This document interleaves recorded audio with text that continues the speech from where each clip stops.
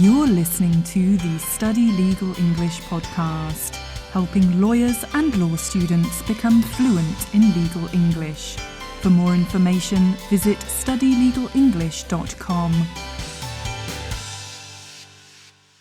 Hello and welcome to the Study Legal English podcast. I'm your host Louise, and today I'm talking about the top course books for legal English learning. As you'll know, if you've been listening to the past few episodes, I'm doing a series of episodes on the topic of resources to improve your legal English. So far, I've covered podcasts for legal English listening in episode 122 and resources for legal English speaking in episode 123. Now, this week, I'm talking about top course books for legal English learning. Note that these are general books for legal English. They are not specific books for contract drafting or some specialist topic within legal English. So I will endeavour to cover my recommendations for these, more specific topics in another episode. So why am I focusing on this as a topic? Well, you, my listeners, you often ask me, Louise, what resources can I use to improve my legal English? And secondly, Stephen Horowitz, the Director of Online Legal English Programs at Georgetown University Law Center, and in fact the co-host alongside Daniel Edelson of the US Law Essentials Law and Language podcast, he put me up to the challenge. In case you missed his message in the previous episodes, it went something like this. Hey Louise, this is Stephen Horowitz, the legal English guy from America. I've published a list of legal English resources on the Georgetown Legal English blog, but it's fairly America-centric. I was thinking you could add some sort of list on the Study Legal English website for more English-focused resources. What do you say? Okay, Louise, talk to you soon. So thanks for that, Stephen. So in this episode, firstly, I'm going to tell you which books I recommend. We're going to hear from some of the authors of those course books to make sure that you're kept fully up to date with the most cutting edge, up-to-date information about these course books. And then we are going to hear from you. Yes, you, my listeners. And before we get started, if there are some books that you use to study and I haven't mentioned them, let me know. If you're watching this on YouTube, leave a comment below. And if you're listening on my website at studylegalenglish.com/episode 124, leave a comment below on the post. You can also direct message me on Instagram or Facebook. And if you are doing this, why not do it as a voice note so that I can include you in a future podcast episode? Alternatively, send me an email to louise@studylegalenglish.com. Please note that the books are listed over on the website and there's a PDF download which could be helpful as a quick reference if you're a student or as well if you're a teacher that you can give to your students. And one final thing to mention is that Podcast Lite and Pro members get access to downloadable and synced transcripts to the episode. Visit studylegalenglish.com/episode 124 for all of your member benefits. And Pro members also get access to a vocabulary list for this episode. If you want to get ahead with your legal English and you're not a member, visit studylegalenglish.com/pricing to sign up. I also want to mention that I'm going to be taking a break in August and I'll be back in September with some more podcast episodes. So let's go. The first book I recommend, I've mentioned it before in the show, it's called The Lawyer's English Language Coursebook by Catherine Mason. This is a comprehensive coursebook for learning legal English vocabulary. It focuses on preparing students for the Test of Legal English Skills exam for both the foundation and the higher. And my listeners, this is an exam which has been gaining traction in recent years. It's actually the leading exam to take to prove your level of legal English. This exam was developed by the very same author of this book. So this book is very much the book that you want to use to study for the TOLS foundation and higher exam. The book covers a range of different practice areas, for example, the legal profession, banking law, employment law, company law, contract law, tort law, amongst others. I also use this book a lot. I use it a lot with my students who are interested in taking the TOLES exam, but also just as a general course book. You don't need to just use it if you're thinking of preparing for the TOLES exam. It's great to have for self-study or to use with a teacher just for your general legal English learning. It's got plenty of activities which can be done either in class or at home by yourself, because there is an answer key at the back. The main point to be wary of is that the exercises maybe could be a little dry, because there's just a lot of gap fill exercises which are brilliant for learning vocabulary. They're absolutely fantastic. But, after many gap fill exercises or matching exercises, it might get a little bit boring. There are not any role play activities in this book. There's no speaking exercises. The reason for that is because the TOLES exam does not test speaking. So it's perfect for preparing for the exam. But if you're sort of learning just general legal English, you don't want to take the TOLES exam, and you're using this with a teacher, me as a teacher, when I teach using this book, I always supplement it with extra activities to make the lessons a bit more fun. And then, of course, students can do those coursebook exercises to reinforce the learning at home. So if you're a teacher listening, then I'm sure you probably do this if you're using this book already. If you're thinking of using this book, I would recommend, supplementing the activities a bit. If you want a bit more of an in-depth review of this book, then you can check out my review, which is it's longer than this, over at studylegalenglish.com/episode 102. This episode is also available as a video on YouTube. So you can just search for the Lawyer's English Language Book on YouTube and you should be able to find that video.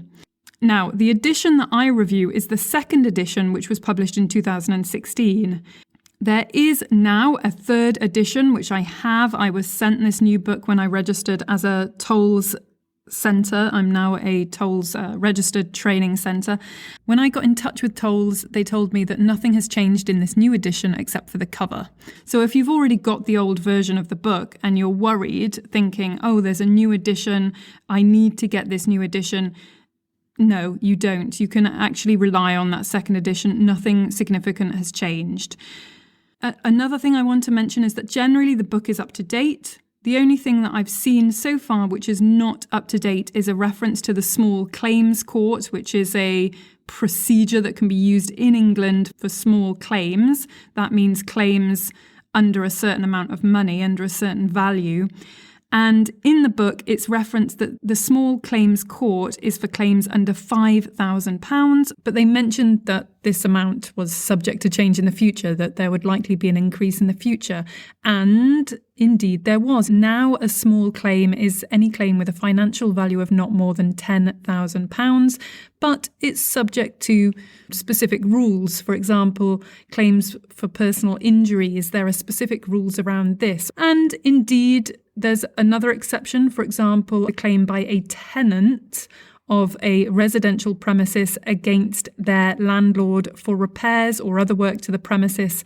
So yes, it's a bit of a technical matter when we start going into details, but as a general rule, actually a small claim would be one which is not more than £10,000 nowadays. So I don't think as a foreign lawyer these things really matter, unless perhaps you're studying for the solicitor's qualifying exam, which is an exam that foreign lawyers can take to become a qualified lawyer in England. You don't really need to know that level of technical detail. As you know, as much as anyone, as a learner of legal English, what you're doing is you're learning words that you can then use in your own jurisdiction. And the words don't always have an exact equivalent. For example, if you're trying to explain a procedure in your own jurisdiction and you do have a difference in making a claim between a low value claim and a high value claim, there's a different procedure, you would know just to say, oh, we have a procedure for small claims. And it's not that that procedure will be the exact same procedure as is used in England. So it doesn't really matter if the procedure in England is for claims with a value of 5,000, 10,000, 15,000, whatever. I just wanted to make that point. However, if you are interested in that level of technical detail, then I would say in any case, using these books for self-study, yes, it's good, but you really I've said this before, I sound like a broken record. You should get a teacher. You should study with a legal English teacher, probably someone who keeps themselves up to date, because they should be able to point these things out to you. But I would say as well, it is difficult for legal English teachers because, we teach legal English, which is so many different topics within the law, and it's not always easy to keep up to date with all of these things. You're probably a lawyer, and you know how difficult it is to keep on top of all these changes. The main thing is you're learning legal English, you're not learning the law. So I would say these, slight changes, they're not really that big a deal unless there's been a really significant change to the concept which you need to know about. Okay, let's move on. If you're interested in the TOLS exam, I should mention I am running some online courses at the moment to prepare students for TOLS. Just go to studylegalenglish.com/courses to sign up, and all participants in this online course get a free copy of this course book that I've just mentioned, the Lawyer's English Language course book. I also run private TOLS training, one-to-one lessons with students as well as teachers. If you're a teacher and you don't really know how to teach TOLS, drop me an email for further information. The next book I recommend is Advanced Legal English by NATALIE CANHAM and Catherine Mason. So it's by Catherine Mason, again, the same woman who wrote that previous book, alongside NATALIE CANHAM, who used to work at the Cambridge Law Studio. So again, this book is to prepare people specifically for the TOLS exam. It's written specifically to prepare students for the TOLS Advanced exam. However, it's still an interesting book in its own right. The book is for class or self-study. You can use it as a teacher in your classes. Again, I'd probably say supplement it with extra activities because it could be a little dry. There's quite a lot of gap fill activities. However, there are some speaking exercises in this book. There's some questions that you can ask students. So the exercises are a little bit more diverse. The book itself is split into 60 concise 2-page units. I think the concept behind this is that, each unit should take one lesson or 1 or 2 lessons. When I've used this with my own advanced students, it usually takes about an hour to complete one of the units, or maybe 2 hours, 2 lessons, if we supplement it with a lot of extra activities. If you're using this book at home, yes, okay, you can probably sit down and complete a unit in an hour yourself. And the answers are given at the back of the book. I did see on the TOLS website, where they've got a bookshop, you can actually purchase this book without the answer key. So I suppose that's aimed at teachers who want to run a course and they don't want their students to have the answers. I personally would always get the book that has the answers in, because then you can set it for homework and the students can, check the answers. I don't know, maybe if you're teaching at a university and you think, oh no, my students are going to cheat, then maybe that option for you is helpful. So the topics in this book are very much commercial topics. They're generally focused on contracts and company law. There's also some sections on plain English and also some cutting edge topics like artificial intelligence developments in the law. The second edition of this book was published in 2021. I have the first edition copy, which was written a few years before. And the third edition was published in 2022. And what I can see is that TOLS has sort of rebranded this book to be a book that can also be helpful to prepare students for the solicitor's qualifying exam. I think you'd probably need quite a lot more than this book to prepare yourself for the solicitor's qualifying exam. It's a challenging exam and you need some quite specific training to do that. However, this book can probably be helpful as sort of a first step. So I've got the first edition and the third edition of this book, and there is no difference except for the cover as far as I can see. So again, if you've got one of the earlier editions of this book and you're thinking, should I get the new version? My position would be no, there's nothing new in these new editions. So the bottom line is, this is a good book. It's more appropriate for more advanced students. It's good as a self-study book. It's also good for classes. The next book I recommend is The Introduction to International Legal English. It was published by Cambridge University Press, and the authors are Matt Firth and Amy KROIS-LINDNER. I'm not sure if I've pronounced her name correctly, so apologies for that if it's incorrect. So this book is a comprehensive course book. It's appropriate for students at the beginning of their legal English journey, so beginners to probably to intermediate. It covers many different legal practice areas such as real property, company law, commercial law. It's got a range of exercises. Yes, it's got, gap fill, it's got matching, it's got role plays, it's got discussion questions. So it develops all of the key language skills: speaking, listening, reading, writing. There is also a teacher book available, and when students have finished this book, they can naturally progress on to the next book in this series, which is called International Legal English. The Introduction to Legal English is sometimes known as the Blue Book, and International Legal English is sometimes known as the Red Book. This next book is aimed at B2 level, so intermediate and above. And these two books, both of them, they were aimed at preparing students for the Cambridge International Legal English exam. You might know that as ILEC, but that exam was discontinued in, quite a few years ago. I think it was 2017 or 2018, if I'm not mistaken. These course books, they are still helpful in their own right. You can use them for self-study. You can use them as a teacher. The problem is that these books, they're now out of print. So it might be difficult to get a copy, or they might become quite expensive.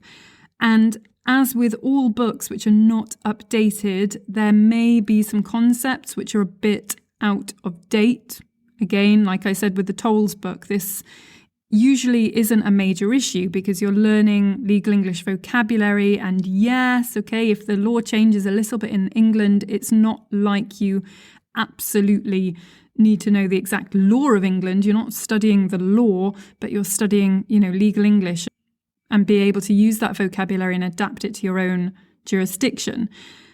But on the pro side, something interesting about these books is that they've been turned into an online version. So I got in touch with the author, Matt Firth, and he said this. Hi, Louise. Thanks for the question about ILE. The International Legal English series now, unfortunately, out of print, both the Red Book and the Blue Book. You still can find some copies available online, but if anyone's thinking about taking the Blue Book course, for example, I would recommend a Translegal's online version. We've actually put a digital version, an updated second edition, on Translegal's new LMS, the new learning management system. And what we try to do with the Blue Book is to convert as many of the different questions so you can get automated feedback, so it makes it particularly useful for self-study. It can also be taken with a class. The teacher's book for the Blue Book is actually freely available to teachers now on the LMS. At the moment, it's just a PDF version of the original. But right now I'm working on converting it to the LMS format, and there'll be also a little extra content. So the Red Book, that's also out of print. At the moment, there are no plans to make a digital version of that, but we have used about 20% of the content for a completely updated English for Law course, which is actually going to be launched in September, and it's going to be marketed as the International Legal English Digital 3rd Edition. I also just wanted to say, very, very excited about your new book coming out, and very much looking forward to getting hold of a copy of that and hearing the latest podcast. The podcasts are fantastic. Always recommend them to my students. Brilliant stuff. And it's fantastic what you're doing. Okay, see you then. Bye-bye. Okay, so thanks for that message there, Matt. I think that was quite clear for you listeners, hopefully. So let's move on. The next book is Legal English by Rupert HAIGH, who I've interviewed in episode 103. So if you go to studylegalenglish.com/episode 103, or you search for Rupert HAIGH, Study Legal English on YouTube, you should be able to find that interview. This book differs from the other books I've mentioned, as it's more of a reference book, in my opinion, rather than a course book. It's really helpful to be able to check things, to check vocabulary, to check phrases to use, to check concepts. And the book is split into two parts. The first part focuses on written legal English and the second part focuses on spoken legal English. There's a range of topics covered, including contract drafting, client meetings, advocacy. However, the book focuses on stating how things should be done, including phrases to use, rather than giving practical exercises for students to be able to develop their skills. There are some exercises in this book, but it's not the main focus. So it's a helpful book for teachers to get an overview of the skills that lawyers need to use, also to use as a basis for developing your own classes. It's also helpful for students who want to have a reference book, who maybe you've got a meeting coming up and you want to be able to look at some vocabulary to use. You can find helpful phrases in there, but there's not many exercises to practice. However, pay attention because the version that I've got is the 5th edition, which was written in 2018. There is a newer version which was published in 2020, which I do believe has been updated to be a bit more practical. And the thing that I love about the new version is that there's a companion website where you can access some free resources. Even if you don't own a copy of the book, you can access these resources. And these include some quizzes and videos. So that's actually really nice. You can find a link to that in the show notes. I'll leave a link on the website page as well. Obviously, to make the most of these resources, if you haven't got the book, you should buy the book. You should definitely go and buy the book. Having a copy of a real book is very helpful. I got in touch with Rupert HAIGH to ask him what has changed in this new edition, and here's what he said. Hi, this is Rupert HAIGH. A quick note on the updated version of Legal English, the 6th edition, which was published in 2021. It revises and expands the companion website, which a lot of people don't know exists, but actually if you go onto the Routledge website, you can find it from there. It also contains updated examples and more detailed explanations of a number of problematic areas of legal English usage. And there's also an expanded section on writing law essays, which is particularly useful for law students, of course. So I hope you enjoy it, or at least find it useful. And thanks for listening. Bye. Okay, thank you for that, Rupert HAIGH, where he very clearly set out some of those changes. Okay, moving on. The next book is called Express Series English for Legal Professionals by Andrew Frost. This is a helpful course book for legal professionals interested in commercial law. It's got a range of sections, including some quite interesting topics: mergers and acquisitions, employment law, and intellectual property.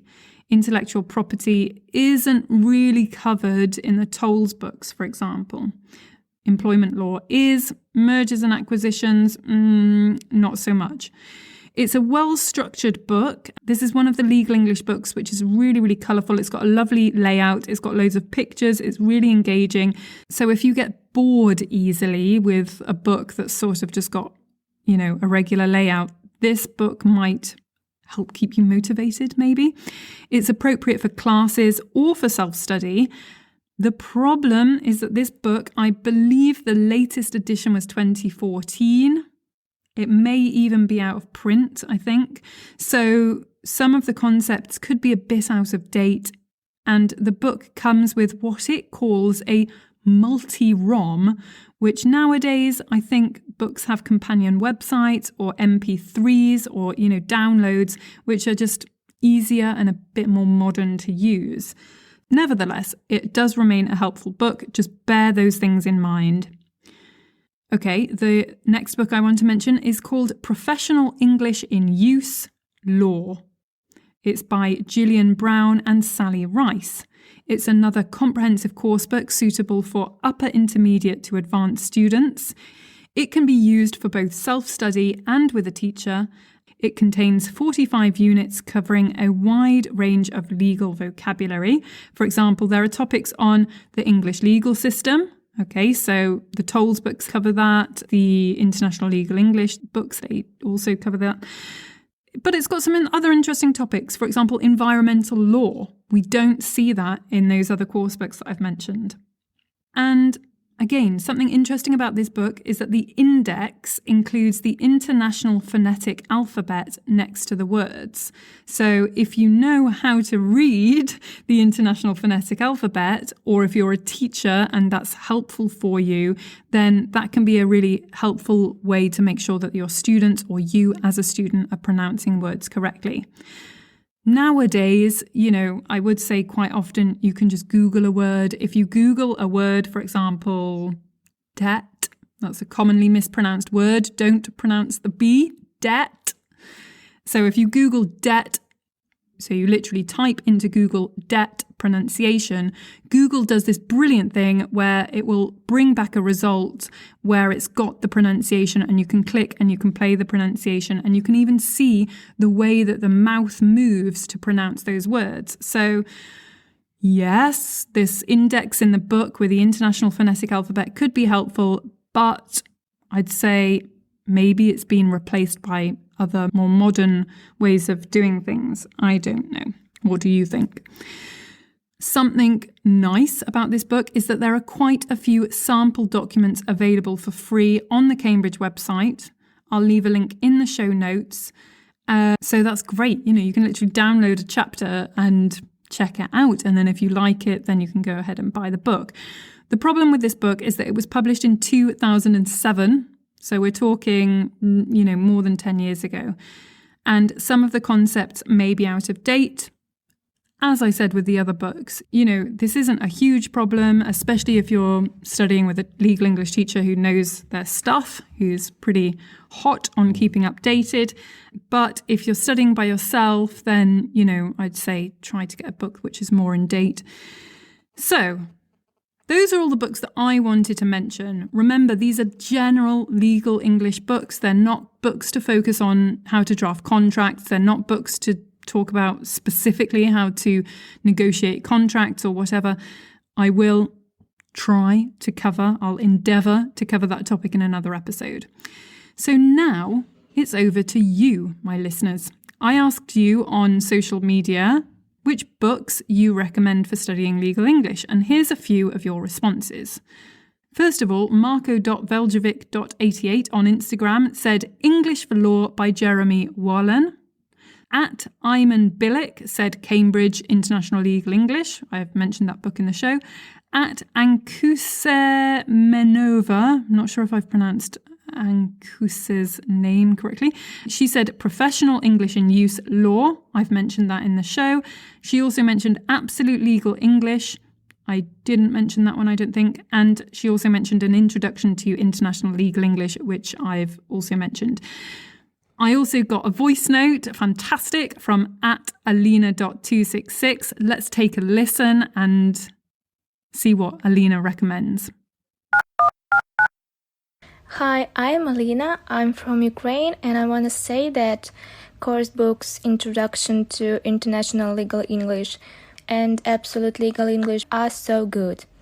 They are written well and easy to understand even a newcomer that I also used to be. In addition, these course books contain specific exercises to improve your reading, writing, listening, and other skills. Fantastic. Alina's got great legal English. Congratulations, Alina. You spoke very, very well on that voice message. Brilliant. Well done. I also received a message from Hejani Gursky, Brazilian lawyer and Top Podcast Pro member, and she told me some of the books that she likes to use. In fact, they're some of the books that I've mentioned in this episode. Let's take a listen to Hejani's message. Hi there. The legal English books that I use are: number 1, Introduction to International Legal English by Amy KROIS-LINDNER and Matt FIRTH. This book is suitable for both learners who are learning legal English from scratch or not.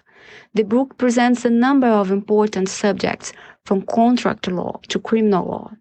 Number 2, International Legal English, also written by Amy KROIS-LINDNER. This one is for learners who are more advanced. The subjects are quite interesting, such as employment law and real property law. And number 3, The Lawyer's English Language Course Book by Catherine Mason, the Tolles book.